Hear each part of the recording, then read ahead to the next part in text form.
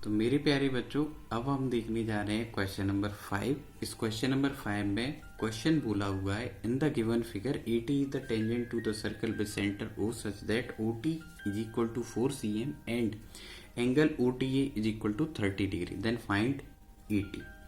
आपको इस क्वेश्चन में आपको सबसे बड़ी इंफॉर्मेशन दे रखी है, आपको सेंटर से एक्सटर्नल पॉइंट का डिस्टेंस 4 cm गिवन है और OT और AT के बीच में जो एंगल फॉर्म हो रहा है वो 30 डिग्री गिवन है और आपसे लेंथ पूछी जा रही है AT की।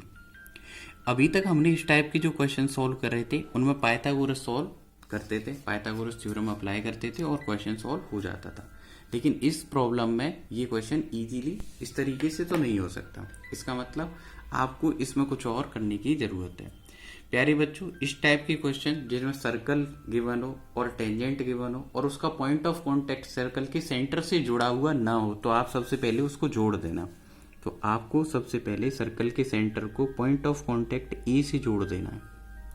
जब आप ऐसा करेंगे तो आप एंगल ए की वैल्यू फाइंड कर सकते हैं। आप बोल सकते हैं कि एंगल ए अब जो होगा वो राइट एंगल होगा because radius is perpendicular to tangent.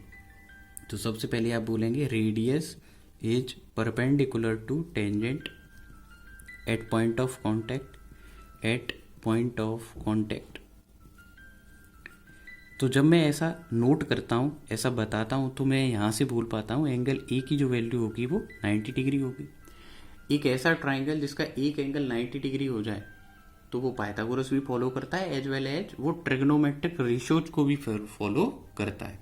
तो जब ये मेरा ट्राइंगल ट्रिग्नोमेट्रिक रेशियोज को फॉलो करेगा तो मैं अब इसकी साइड्स को नेम कर सकता हूँ परपेंडिकुलर, हाइपोटेनियस और बेस के अकॉर्डिंग। तो in triangle AOT angle A is equal to 90 degree and 90 degree और थीटा जिस लाइन पर प्रेजेंट होते हैं वो बेस होती है। 90 डिग्री के अपोजिट साइड हाइपोटेनियस होती है और रिमेनिंग साइड परपेंडिकुलर होती है। सिंस इस क्वेश्चन में मुझे हाइपोटेनियस गिवन है और बेस में जानना चाहता हूं तो मैं कॉस थीटा अप्लाई करने वाला हूं। क्या अप्लाई करने वाला हूं? Cos theta. तो मैं यहां लिखूंगा cos 30 degree is equal to base upon hypotenuse. Base की जगह वैल्यू में रिप्लेस करूंगा x जो मैं फाइंड करना चाहता हूं और हाइपोटेनियस की जगह वैल्यू प्लेस करूंगा 4 और cos 30 का वैल्यू अपने दिमाग में लाने की कोशिश करूंगा, जिसका आंसर कितना होता है मेरे प्यारे बच्चों? चलो बताओ। तो ये होता है √3/2।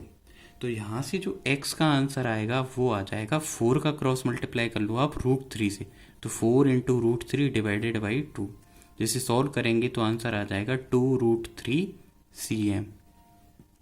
इस तरीके से आपका ये क्वेश्चन नंबर 5 इजीली सॉल्व हो जाएगा। इस क्वेश्चन में अगर आपको कोई भी डाउट आता है तो आप प्लीज़ मुझे कमेंट सेक्शन में कमेंट करके बताएं। Please do like and share and subscribe my channel. Thank you for watching question number 5।